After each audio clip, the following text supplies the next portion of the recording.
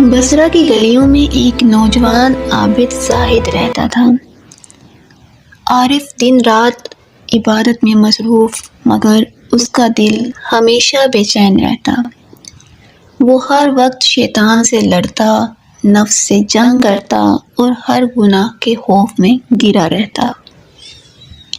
ایک دن اس نے سنا کہ حضرت رابعہ بصری رحمہ اللہ علیہ شہر میں تشریف لائی ہیں۔ کیا آپ نے سنا؟ حضرت رابعہ بصری اور شہر میں تشریف لائی ہیں۔ سبحان اللہ، وہ اللہ کی دوست ہیں۔ السلام علیکم یا ربیہ، میں مشکل میں ہوں۔ وعلیکم السلام میرے بیٹے، اندر وہ آ ان کے جاؤ۔ پاس کیا پہنچا پریشانی ہے اور تمہیں؟ بولا، یا رابعہ، میں شیطان کی چالوں سے تھک گیا ہوں، آپ کیسے اس سے محفوظ رہتی؟ لیکن یہ کیسے ممکن ہے یا رابعہ؟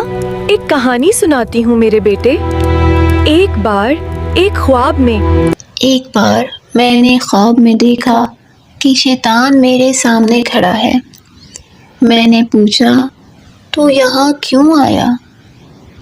اس نے کہا، تمہارے دل میں جگہ تلاش کر رہا ہوں۔